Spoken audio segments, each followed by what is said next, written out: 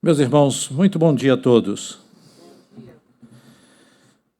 Irmãos, esta semana eu precisei fazer um exame. Creio que alguns de vocês já têm passado por exame dessa natureza. Precisei fazer uma ressonância. Na verdade, precisei entrar 2 vezes na máquina. Não sei quantos de vocês já passaram por este exame. Já é a 4ª vez que eu preciso fazer um exame dessa natureza. A última vez é simples o exame, isso aqui não é para assustar ninguém. A última vez eu não me senti bem, né? Entrar ali naquele túnelzinho ali, né? Achei que não precisaria mais passar por isso. E essa semana precisei outra vez, fiz da coluna e depois fiz do ombro. Então, quando saí da máquina a primeira vez, achei que tinha terminado, precisei entrar a segunda vez. Então, para quem não gosta... Mas você vai perguntar, mas por que o senhor está dizendo isso? Ninguém perguntou nada para o senhor sobre isso. Mas eu quero dividir com vocês que uma das maneiras que eu encontrei para me acalmar ali durante aquele tempo, alguns foi pensar em textos bíblicos, mas a verdade foi buscar lembrar da face de cada um de vocês, assim, tá? E lembrar do nome de cada membro desta igreja que eu já consigo, assim, dominar. É um exercício que sempre gostei de fazer, sempre que eu precisei da lista de membros da igreja, eu nunca peguei uma lista pronta, eu sempre fazia a lista novamente como um exercício de lembrar de cada membro. E, à medida que fui conhecendo, que é o caso aqui dos irmãos, conheço não somente, a gente vai conhecendo não somente os membros da igreja, mas vai conhecendo alguns dos seus familiares. Então, trazer à memória, isso foi, para mim, um refrigério. Tá? Então, por isso, compartilho com vocês. Mas isso tem um pouco a ver com o que nós meditaremos nesta manhã. Quero convidá-los a tomarem as Escrituras Sagradas, no texto extremamente conhecido das Escrituras, o Salmo de número 133. Este Salmo ele está dentro daqueles textos das Escrituras que nós conhecemos bastante. Apesar que, enquanto você abre as Escrituras, apesar que eu, particularmente, creio que deva ser a primeira vez que estou expondo este Salmo, talvez até mesmo por ter criado em mim uma forma assim, um pouco defensiva. Sempre que eu ouvi este salmo sendo pregado, a igreja estava em alguma crise, né? Estava passando por algum momento muito difícil, e aí este salmo era pregado no sentido de tentar resolver um problema. Não é o nosso caso aqui, graças a Deus. Ao contrário, o que nós estamos buscando aqui como igreja local é trabalhar aquilo que está exposto aqui no painel, uma igreja centrada no Evangelho, a identidade da igreja e a missão da igreja. Hoje, vamos trabalhar um pouco com esta meditação sobre a bênção da comunhão. Queremos avançar um pouco e sair ou afastar da nossa mente um pouco a questão de pensar que comunhão ela se encerra somente com um churrasco ou com um café ou um bate-papo ali informal. Queremos avançar e ter um amadurecimento na nossa vida cristã e olhar que comunhão é algo santo, algo que vem da parte de Deus. Comunhão é algo trivial, ou seja, é um eixo na vida cristã, portanto, na vida da igreja. Então, esse texto, então, do Salmo de número 133, penso que todos já encontraram. É um cântico de romagem, cântico de Davi, e está registrado assim: ó, como é bom e agradável viverem unidos, irmãos. É como o óleo precioso sobre a cabeça, o qual desce para a barba de Arão, e desce para a gola de suas vestes. É como o orvalho do Hermon, que desce sobre os montes de Sião. Ali ordena o Senhor a sua bênção e a vida para sempre. Amém? Irmãos, os bastidores deste salmo, que antecede este salmo, primeiro, ele está incluso naquilo que conhecemos como o salmo de romagem. O salmo de romagem começa, ou os salmos dos degraus, começa no salmo de número 120 e vai até o salmo de número 134. Esses salmos, não necessariamente nesta sequência, nesta ordem, mas eram salmos entoados quando o povo de Israel ia até Jerusalém, sua peregrinação. Então, eles entoavam este salmo. Alguns de vocês já tiveram a oportunidade de estar ali em Israel. Até hoje, quando inicia o Shabat, nós estivemos lá 2 anos atrás e pedimos para o guia voltar conosco no início do Shabat, do dia sagrado, e eles prosseguem com esta postura de, à medida que vão chegando para o muro chamado Muro das Lamentações, diversos grupos vêm cantando e vêm realmente até saltitando de alegria e fazem rodas ali, cantam um trecho das Escrituras, cantam os salmos ainda também são cantados. Portanto, o salmo de número 133 está incluso dentro deste salmo de romagem. É interessante, e faço isso também ainda à guisa de introdução, que o salmo de número 120, eu creio que você está com sua Bíblia aberta ou ligada, o salmo de número 120, ele começa num quadro assim de muita angústia, de muito sofrimento, de muita dor. Observemos o salmo de número 120. O salmista diz assim: na minha angústia clamo ao Senhor e Ele ouve. E ele prossegue: Senhor, livra-me dos lábios mentirosos, da língua enganadora. Então, o cântico de romagem, pelo menos na disposição que encontra em nossa Bíblia, inicia com muito sofrimento, com muita dor, muita guerra. Esta é a grande verdade. À medida que parece que vai chegando o lugar onde o povo se encontrava, em Jerusalém, vai havendo, então, uma cura. Vai chegando a paz, vai sendo encontrada. A gente observa isso no Salmo de número 122, que a gente já encontra o salmista dizendo, Salmo de número 122, alegrei-me quando me disseram, vamos à casa do Senhor. Então, parece que já vai mudando o quadro.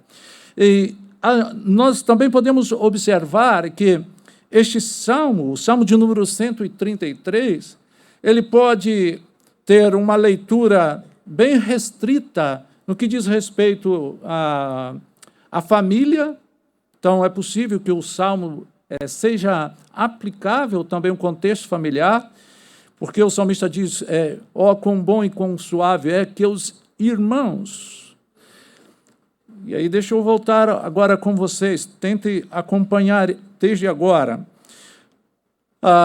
O salmista também conhecia a formação do seu povo, a formação de Israel, a importância do contexto familiar, da vivência familiar. E quando nós olhamos a história de Israel e olhamos para muitas famílias que foram estrutura de Israel, essas famílias não nos dão grandes referências de bons relacionamentos, de boas convivências entre irmãos. Exemplo, quando encontramos a primeira expressão de irmãos nas Escrituras, na história do povo, lá em Gênesis, nós encontramos Caim e Abel.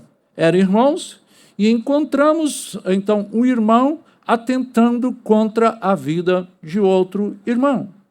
E à medida que a gente acompanha a história, nós encontramos outros irmãos também tendo problemas familiares ou famílias. Exemplo, Abraão com seu sobrinho.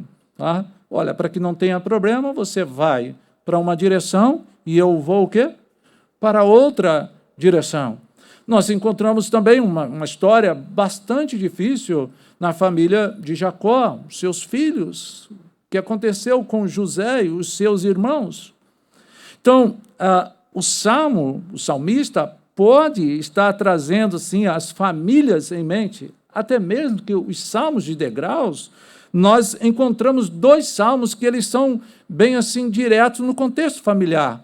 O Salmo de número 127, por exemplo, está no contexto, então, do Salmo de romagem, salmo que o povo cantava em peregrinação, e nos é dito, Salmo de número 127, se o Senhor não edificar a casa, em vão trabalham os que a edificam. Se o Senhor não guardar a cidade, em vão vigia o sentinela. E aí você conhece um pouco, mas deixa eu ler. Inútil vos será levantar de madrugada, repousar tarde, comer o pão que penosamente granjeasse. Aos seus amados ele dá enquanto quê? Enquanto dormem. O Salmo de 128, ele prossegue com esta visão, o Salmo de número 128. Bem-aventurado aquele que teme ao Senhor e anda nos seus caminhos, do trabalho de tuas mãos comerás, feliz serás e tudo te irá bem. Tua esposa no interior de tua casa será como a videira frutífera. Teus filhos como rebentos da oliveira à roda da tua mesa. Eis como será abençoado o homem que teme ao Senhor. Pois bem, o salmista, então, ele tinha uma visão do núcleo familiar, do contexto familiar, mas ele também tinha uma visão mais ampla, e é o conceito irmãos, no Salmo de número 133, provavelmente é este conceito, um conceito nacional, um conceito mais amplo.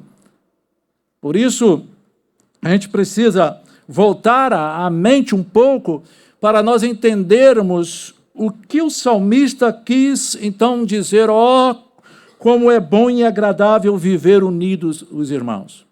Se nós tivermos aqui um lampejo de contexto familiar, agora pensemos, irmãos, no sentido mais amplo, no sentido nacional do povo de Israel. Voltando à história que antecede o salmista, antecede Davi, nós podemos pensar, irmãos, e vamos tomar, a partir do momento em que o povo de Israel herda a terra prometida. Quando o povo herda a terra prometida, eles passaram a viver sobre a direção, sobre a égide dos chamados juízes, que durou séculos. Vocês se lembram? Estudamos isto recentemente na escola dominical. Os irmãos se lembram? O livro de Juízes, se você for no último capítulo de Juízes, no último verso de Juízes, nós encontraremos no livro de Juízes, o último capítulo, o último verso. Ouçam o estado, a condição do povo naquele instante. Diz assim, naqueles dias, ou seja, no dia dos juízes, não havia rei em Israel, cada um fazia o que achava mais o quê? Mais reto. Então, vá desenvolvendo, pensando, voltando à sua mente, se o autor sacro, se o Senhor inspirou e nos deu um registro como esse, mostrando-nos que a condição do povo era uma condição extremamente dispersa. Diz-nos o texto de Juízes que eles faziam, numa linguagem mais coloquial, né, faziam o que dava na telha, o que dava na cabeça, o que achavam que era reto. Então, uma nação totalmente esfacelada, uma nação totalmente esfacelada. O último juiz, também conhecido como profeta, como sacerdote também, Samuel, ele busca dirigir ao povo, a nação de Israel, mas o povo de Israel pede a Samuel que lhe deu um rei. Quando nós chegamos, então, no livro de Samuel, encontramos um rei sendo ungido. E vocês sabem o nome dele? É o rei Saul. Saul é um rei ungido por escolha do povo, por anseio do povo, por desejo do povo, uma busca de resolver ou solucionar. Mas a verdade é que eles tinham olhado e olhavam para outros povos, e eles então achavam que outros povos eram felizes com seus governadores, com seus reis, com a sua liderança.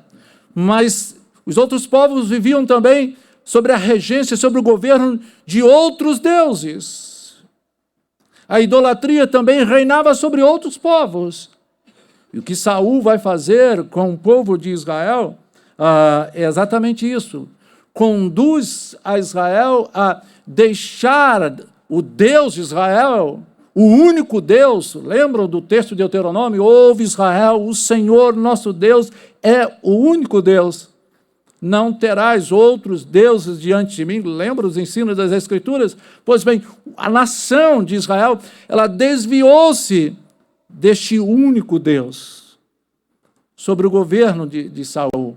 E sobre o governo de Saul, a nação também sofreu grande separação. Eu convido vocês, e nós faremos isso outras vezes, manuseando as Escrituras, Samuel, segundo Samuel, vamos lá, segundo Samuel, capítulo 5, tente fazer esse exercício comigo. Segundo Samuel, eu anunciei capítulo 5, mas leremos 5, mas antes, segundo Samuel, capítulo 2, depois que Saul morreu, e morreu por causa das suas práticas também errôneas e pecaminosas, Israel está dividido. A nação está dividida. A nação está esfacelada. Saul morreu, então o seu filho, chamado Abner, filho de Ner, capitão do exército de Saul. Então, segundo Samuel, capítulo 2, o verso 8.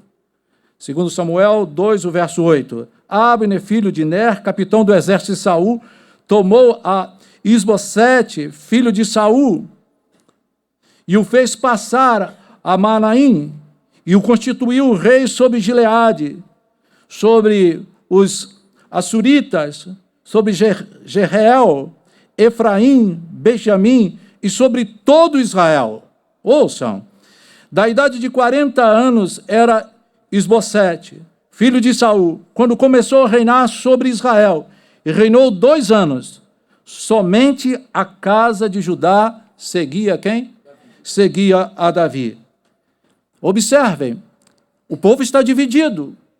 E o texto diz, olha, somente Judá seguia a Davi. As demais tribos, 12 tribos, as demais tribos estavam então sobre o governo, sobre o reinado de Isbosete. O tempo que Davi reinou em Hebrom sobre a casa de Judá foram 7 anos e 6 meses.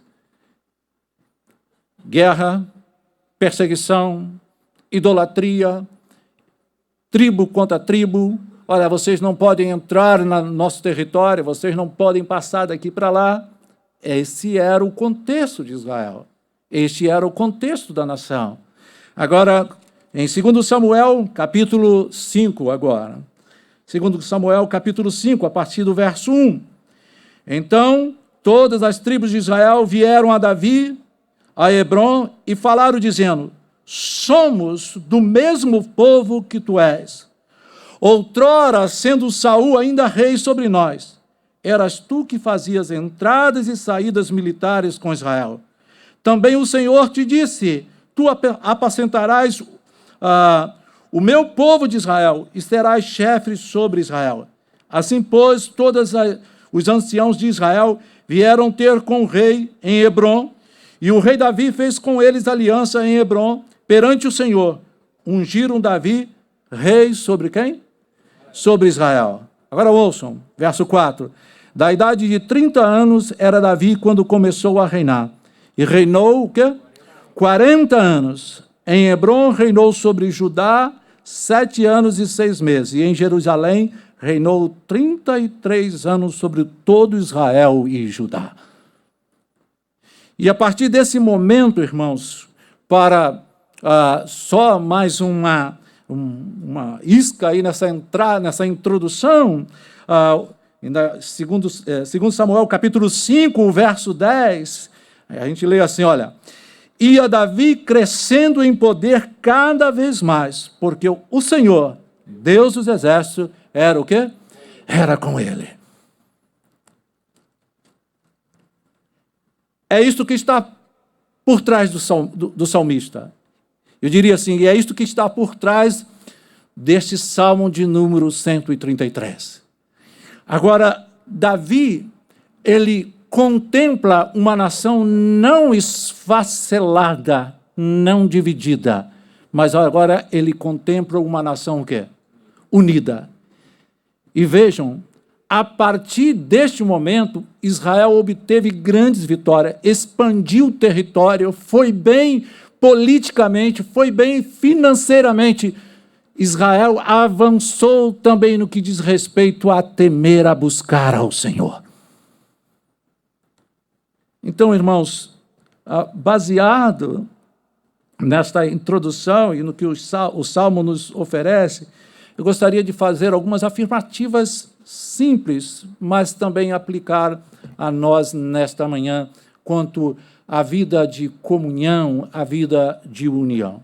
A primeira coisa que eu gostaria de afirmar, irmãos, que a comunhão, ela é difícil e muitas vezes rara.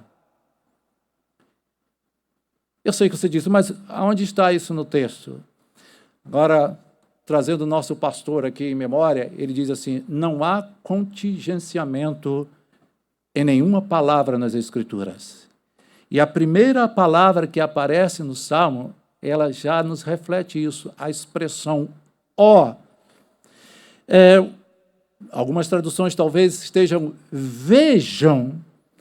Essa exclamação, irmãos, o salmista está dizendo, olha, venham ver isto, venham ver coisas raras de acontecer, vejam, é um grande milagre que está acontecendo, o povo está junto, o povo está unido. Note que o salmista não faz nenhuma crítica, o Salmo não possui crítica, o Salmo não possui nenhum lamento. O Salmo, esse Salmo chega a ser comparado a uma estrutura semelhante ao Salmo de número 1, bem-aventurados. Essa expressão é como se Davi estivesse dizendo, olha, vejam como o povo de Deus é um povo bem-aventurado. Essa é a expressão, irmãos, vejam. É um convite a olhar o resultado da comunhão, o resultado da união, o que isto avança, o avançar. Então, é uma maravilha raramente vista. Esta é a expressão. E quando eu digo, irmãos, que a comunhão ela é difícil e muitas vezes rara, já aplicando a nós e olhando para o Novo Testamento quanto ao ensino da comunhão, nós encontramos já nos relatos dos evangelhos, nós encontramos em Atos, nós encontramos nas cartas, e aí eu vou pedir ao irmão que acompanhe comigo. Paulo, escrevendo aos Efésios, irmãos, Efésios capítulo 4, observem, e ele estava falando sobre a comunhão, Efésios capítulo 4, vamos olhar lá, irmãos. Efésios capítulo 4, depois de Paulo, capítulo 4, o verso 2 e o verso 3. Ele diz assim, com toda humildade e mansidão, com longanimidade, suportando-vos uns aos outros em amor. Agora vejam, esforçando-vos diligentemente por perseverar a unidade do Espírito no vínculo quê? No vínculo da paz. Vejam isto. Paulo, depois de falar dos pilares da comunhão, no verso 2, pilares da comunhão, humildade, mansidão, longanimidade, suportar, isto é realmente, suportar é a ideia de aturar realmente, é isso, é a ideia de caminhar com alguém difícil, é de andar mais uma milha, é de tolerar para ver se aquele irmão que está caminhando se arrepende, se quebranta, que receba o perdão, suportando-vos. Mas quando ele abre o verso 3, ele diz, olha, esforçando-vos diligentemente, ou seja, aplicadamente, dedicadamente, com todo cuidado, com todo esforço. Eu usaria a expressão, olha, suando a camisa para que a comunhão aconteça. Isso, irmãos, se dá pelo valor da comunhão. Você já viu? Eu disse os pilares da comunhão, e Paulo diz, olha, com toda a humildade.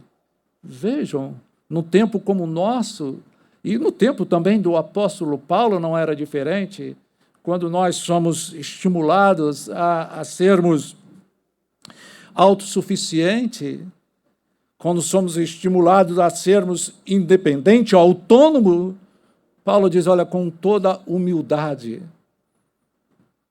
E aí nós vamos lembrar, e eu quero lembrar nesta manhã, que essas virtudes, elas devem, irmãos, estar presentes em minha vida, elas devem estar presentes na vida de cada cristão. Nós não estamos diante de um tema, o tema da comunhão, o tema da união dos cristãos, nós não estamos diante de um tema alternativo. Não. Nós estamos diante de imperativos das Escrituras Sagradas. E quando lembramos da humildade, nós precisamos lembrar de Jesus Cristo, irmãos. Nós precisamos lembrar da grandeza de Cristo, da majestade de Cristo, da glória de Cristo, mas ele esvaziando-se disto. E ele mesmo pôde dizer, porque eu sou o quê? Manso e humilde, quê? Humilde de coração. A nossa grande referência para termos uma vida de comunhão, uma vida de humildade, está em Cristo Jesus. Por isso, irmãos, quando o salmista diz, vejam, contemplem, venham ver isto, ele está maravilhado desta grande bênção, deste grande acontecimento, porque ele sabia, ele lembrava o quanto este povo já havia até mesmo lutado irmãos contra irmãos, tribos contra tribos. Por isso, irmãos, ele exclama e ele convida, e ele motiva ao povo a louvar, a cantar e dizer, como é bom e agradável viverem unidos os irmãos.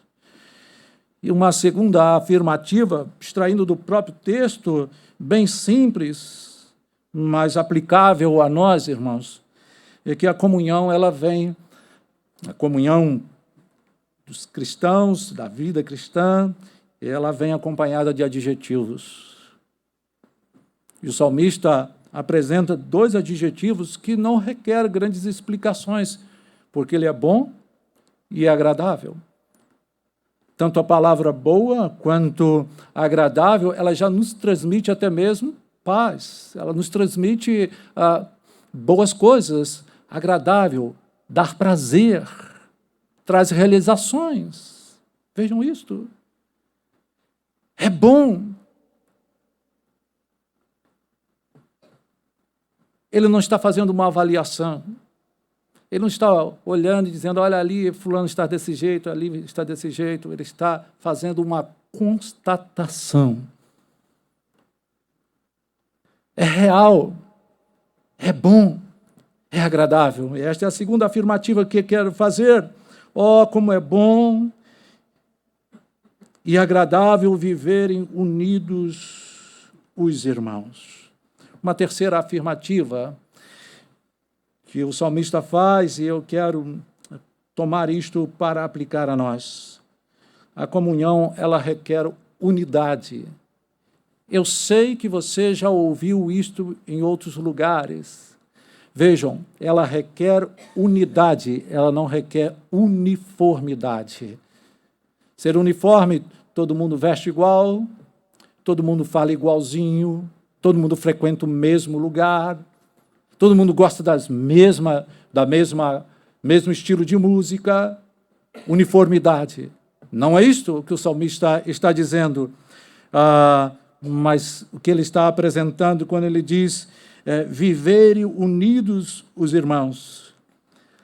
A união, irmãos, ela tem como base a verdade. A união, ela tem como base a vida. A união tem como base o único caminho. E eu creio que vocês já pensaram em Cristo Jesus agora. Quando Jesus Cristo diz, olha, eu sou o caminho, a verdade e a vida. Nós não estamos unidos por outras razões. O apóstolo Paulo vai nos dizer que esta unidade e que nós devemos viver, e somente ela que devemos viver, ela está em Cristo Jesus. Nós estamos unidos uns com os outros, e deixa eu afirmar para vocês, crentes iniciantes, crentes mais antigos, crentes que já esqueceram até mesmo porque nós nos chamamos de irmãos.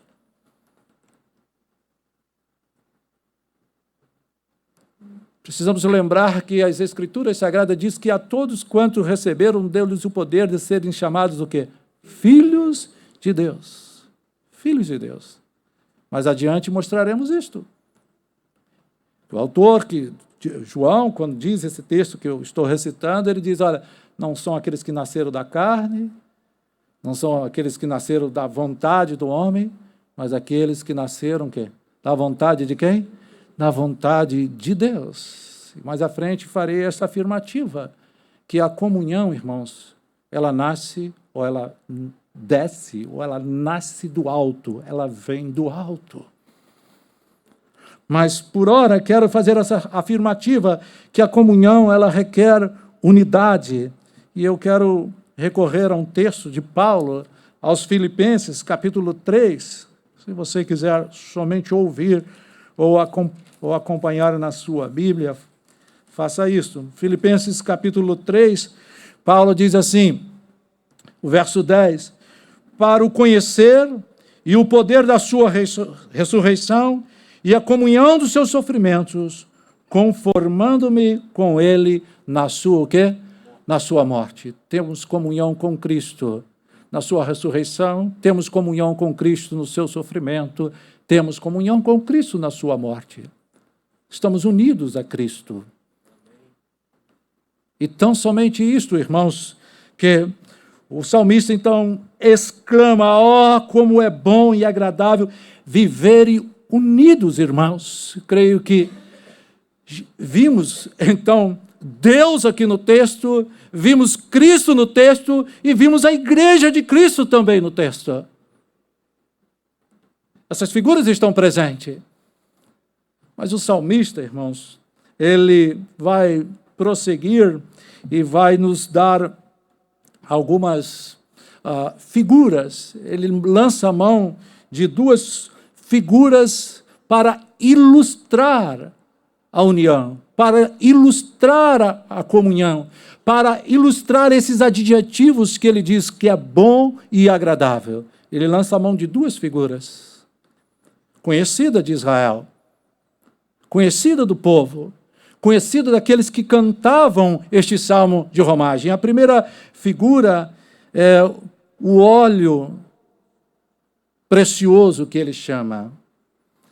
E eu quero afirmar e fazer uma quarta afirmativa, é que a comunhão, ela nasce do alto.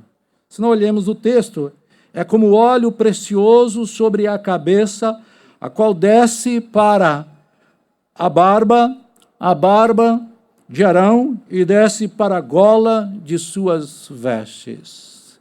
Por que eu digo que ela nasce do alto, irmãos? O óleo, este óleo precioso, está registrado em Êxodo capítulo 30. Às vezes eu olho assim para vocês e sempre faço um desafio. Vou fazer. Vocês aceitam ir lá olhar? Amém. Êxodo capítulo 30. Vamos lá. Êxodo capítulo 30, para vocês verem. É o segundo livro da Bíblia.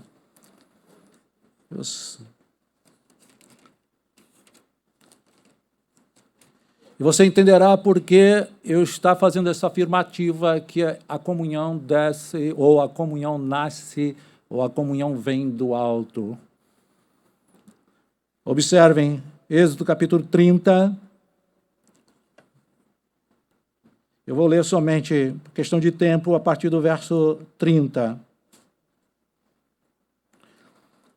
Diz assim, acho que vocês não vão entender se eu ler a partir do verso 30. Vamos lá, eu vou a partir do verso 22.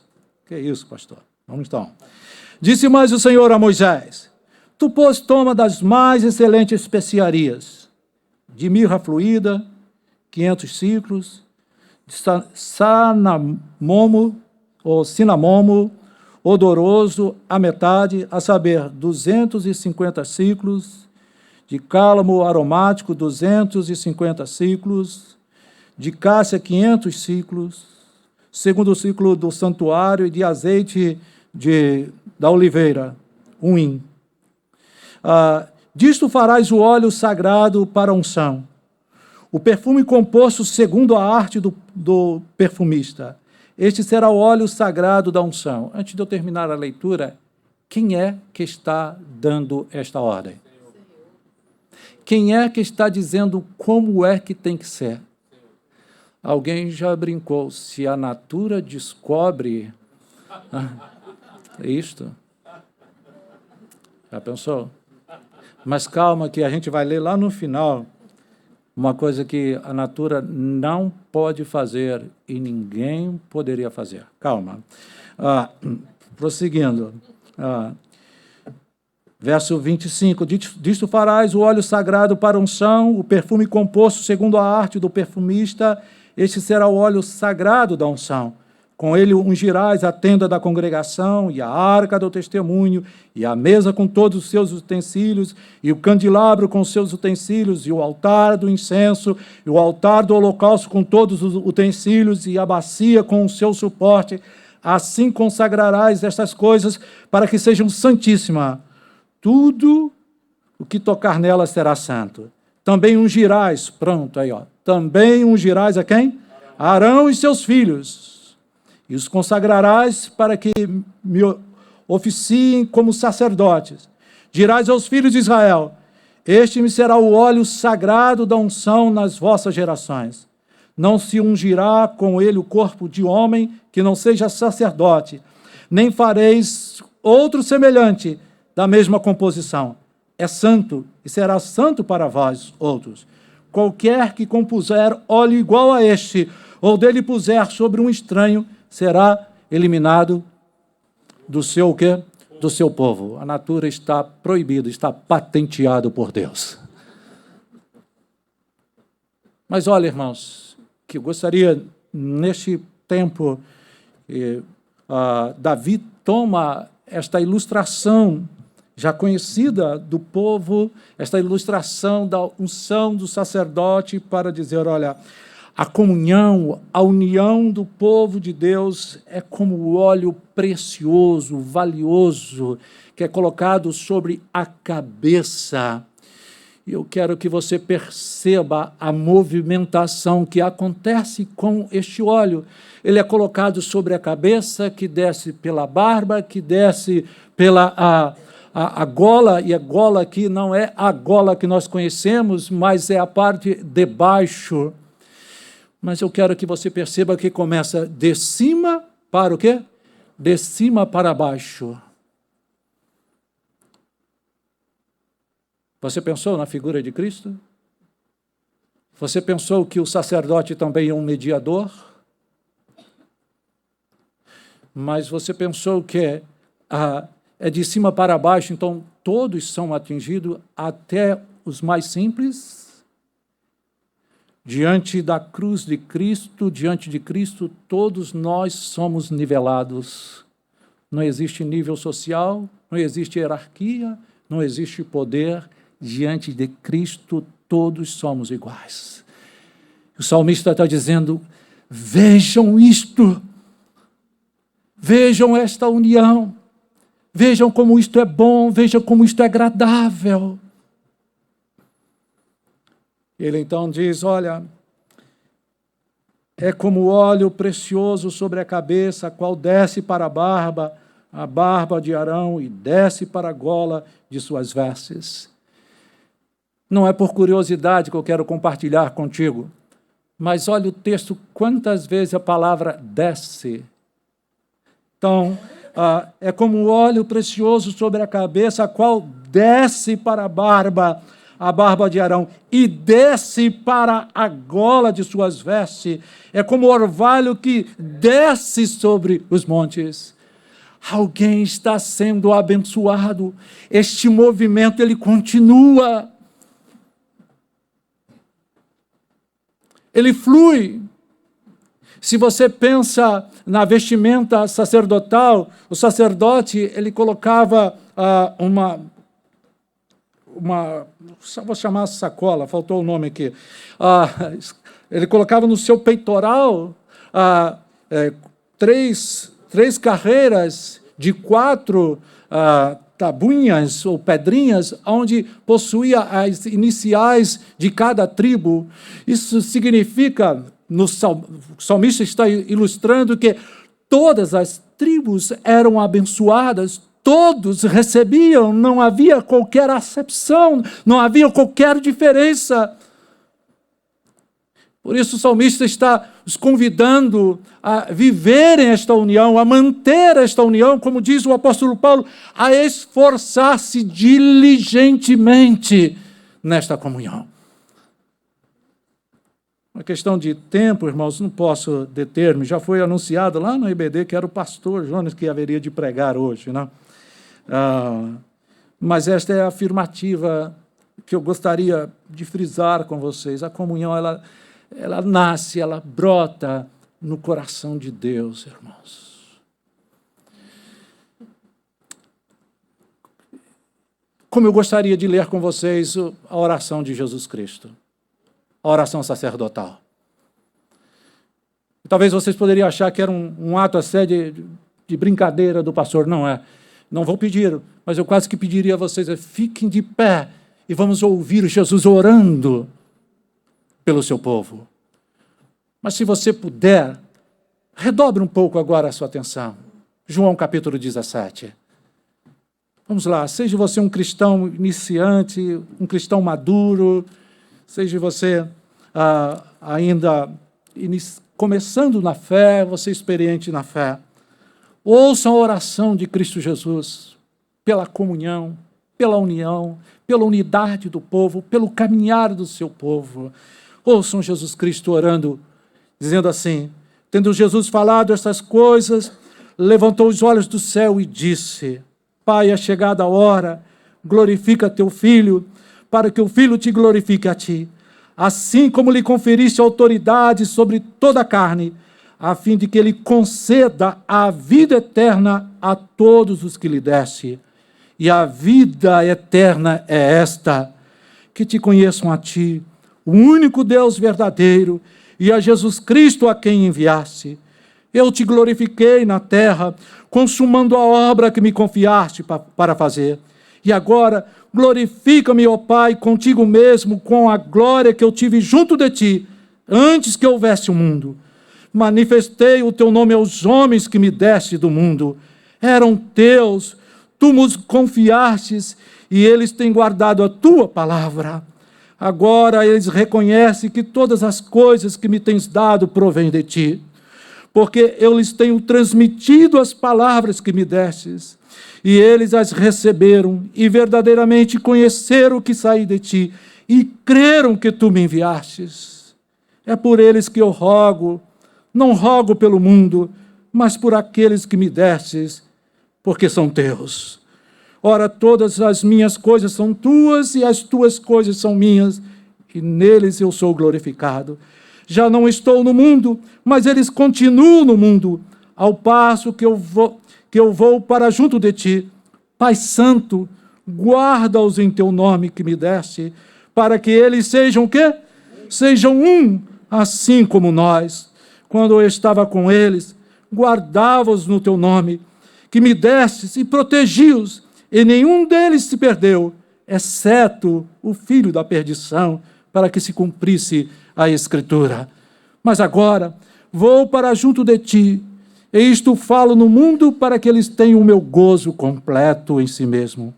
Eu lhes tenho dado a tua palavra, e o mundo os odiou, porque eles não são do mundo, como também eu não sou. Não peço que os tire do mundo, e sim que os guarde do mal. Eles não são do mundo, como também eu não sou. Santifica-os na verdade, a tua palavra é a verdade. Assim como tu me enviaste ao mundo, também eu os enviei ao mundo. E a favor deles eu me santifico a mim mesmo, para que eles também sejam santificados na verdade. Não rogo somente por estes, mas também por aqueles que vierem a crer em mim por intermédio de sua palavra. Jesus Cristo orou por mim, orou por você, orou pela igreja aqui presente esta manhã. Ele diz assim, a fim de que todos sejam o quê, meus irmãos? Sejam um, e como és tu, ó Pai, em mim e eu em ti, também sejam eles em nós, para que o mundo creia que tu me enviastes. Eu lhes tenho transmitido a glória que me tens dado, para que sejam um, como nós o somos, eu neles e tu em mim, a fim de que sejam aperfeiçoados na unidade, para que o mundo conheça que tu me enviastes e o amaste, como também amaste a mim. Pai, a minha vontade é que onde eu estou, estejam também comigo os que me deste, para que vejam a minha glória que me conferiste, porque me amastes antes da fundação do mundo. Pai justo, o mundo não te conheceu, eu, porém, te conheci, e também estes compreenderam que tu me enviastes. Eu lhe fiz conhecer o teu nome, e ainda o farei conhecer, a fim de que o amor com que me amaste estejam neles, e eu neles esteja. Amém? Amém? Ao falarmos, irmãos, da comunhão, não estamos falando somente do café tão maravilhoso que tomamos juntos, do churrasco que comemos juntos, da viagem que fazemos juntos. Isto é bom, isto é maravilhoso. Mas ao pensarmos em comunhão, precisamos olhar e saber que estamos trabalhando e vivendo e precisamos viver com algo sagrado, que a autoria está no próprio Deus. E o salmista, irmãos, e eu quero então ir para o final desta reflexão, o salmista vai usar uma segunda ilustração para o povo, Salmo de número 133. Ele diz, então, que é como o orvalho do Hermon, que desce sobre os montes Sião. Desse texto eu quero fazer a seguinte afirmativa. A comunhão, ela traz vida. Por quê? O Hermon, quando eu estive em Israel, nós conseguimos, não fui ao Monte Hermon, então nós conseguimos avistar de longe, da Galileia, você consegue ver um pouco do Monte Hermon. E ele passa a maior parte do tempo coberto de neve. Coberto de neve. E o salmista toma esta imagem para dizer que o orvalho que sai do Hermon, que tem cerca de 2.800 metros de altura, e desce, então, olha, é do alto, ele vem do alto, e desce para o Monte Sião, que está a mais de 200 quilômetros de distância. A imagem que ele traz é, olha, Sião é terra seca, porque está ao sul de Israel. Sião é terra árida, mas Sião tem vida por causa do orvalho que vem de Hermon, do Monte Hermon. Assim como o Rio Jordão nasce, uma de suas nascentes está no Monte Hermon, que desce sobre todo o norte de Israel e vai para o sul de Israel e deságua no Mar Morto. E por onde o Jordão passa, há riquezas, há vida, há plantio, há agricultura. O salmista lança mão dessas imagens para dizer, olha, aonde há união, aonde há comunhão, há vida. E respondam, irmãos, aonde há comunhão, há vida, irmãos, há vida. Há alegria, é agradável, é algo maravilhoso. O salmista, então, afirma para nós podemos dizer que a comunhão, ela traz vida. E por último, ele termina dizendo, ali ordena o Senhor a sua o quê? A sua bênção. Eu não posso deixar de passar esta manhã. Observem a iniciativa de Deus, diz o salmista. A iniciativa é de quem? De Deus. É Deus quem ordena o quê? É Deus que ordena a bênção. Deus ama a união do seu povo. Deus ama a comunhão do seu povo. Por isso Jesus orou, para que eles sejam um, para que eles vivam em comunhão.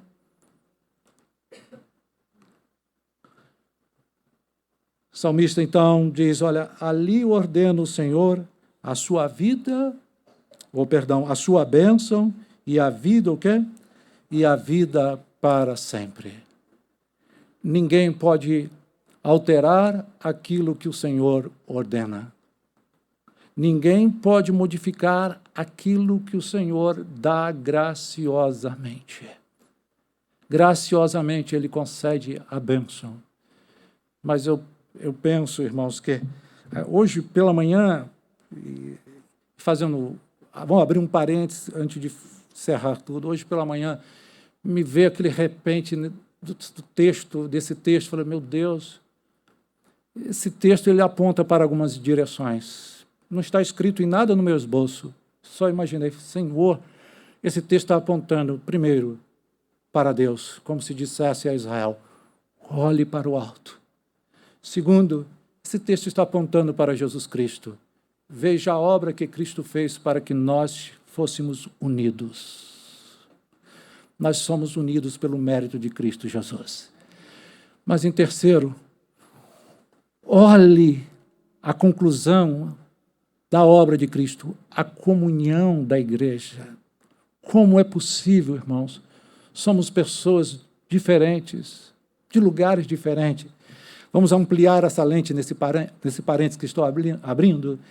Imagine a igreja de Cristo espalhada na face da terra, porque a comunhão não é restrita somente à igreja local.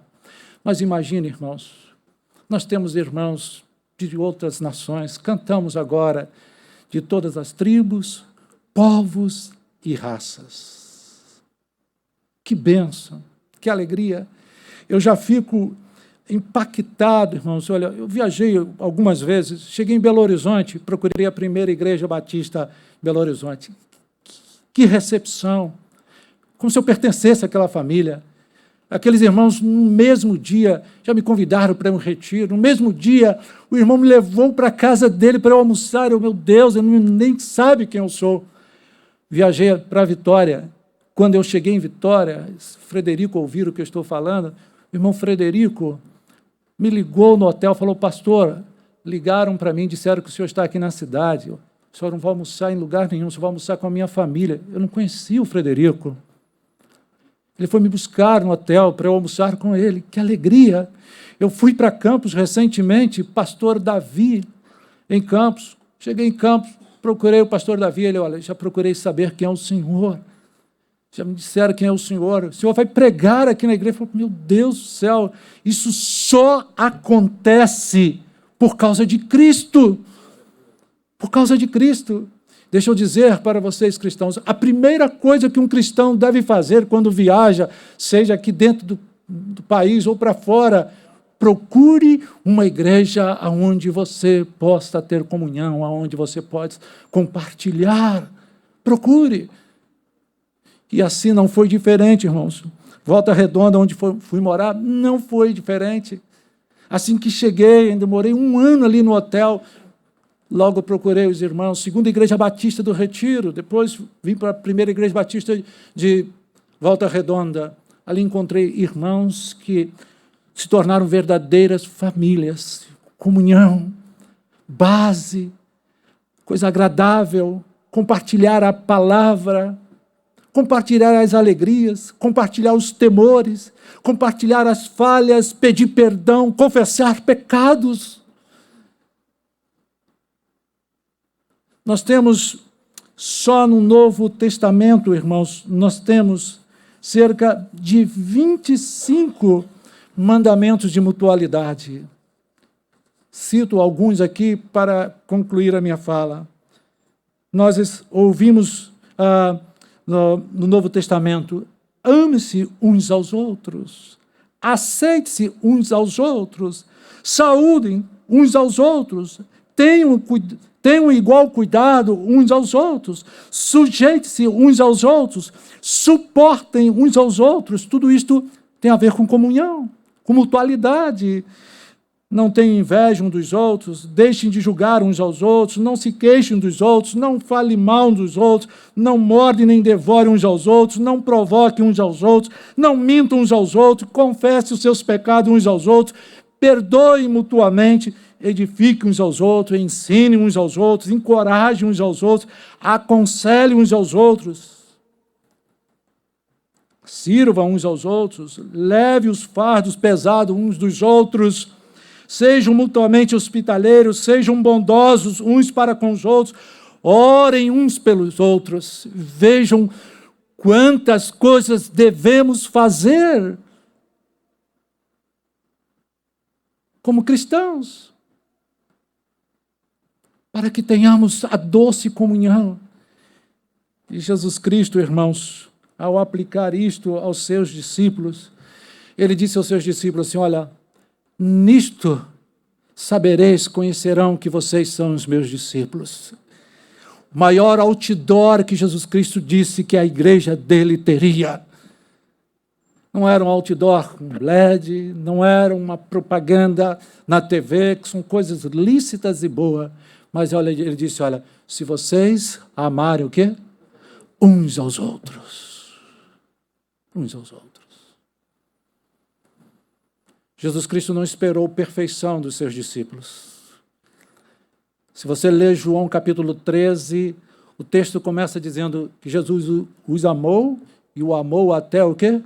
Até o fim, sob pena que estava ali o próprio Judas incluso. Mas ele os amou até o fim. Por isso iniciei afirmando, irmãos, a comunhão, ela muitas vezes ela é difícil e ela também é o quê? Ela é rara. Mas termino dizendo que a comunhão, ela tem a bênção e a bênção do Senhor. Diz-nos o salmista que ali ordena o Senhor a sua bênção e a vida para sempre. Pegando a carona com o pastor Augusto Nicodemos, ele diz, ali o Senhor ordena a bênção, mas aqui também o Senhor ordena a bênção. É ali, é aqui, é acolá, aonde os irmãos vivem unidos. Vamos ficar de pé, irmãos? Por tudo que tens feito, por tudo que vais fazer, por tuas promessas e tudo que és, eu quero te agradecer com todo o meu ser. agradeço, meu Senhor, te agradeço, meu Senhor, te agradeço por me libertar e salvar, por ter morrido em meu lugar, te agradeço, Jesus, te agradeço, eu te agradeço, te agradeço por tudo que tens feito, por tudo que vais fazer, por tuas promessas e tudo que és. Eu quero te agradecer com todo o meu ser. E aí? Te agradeço, meu Senhor. Te agradeço, meu Senhor. Te agradeço por me libertar e salvar, por ter morrido em meu lugar. Te agradeço,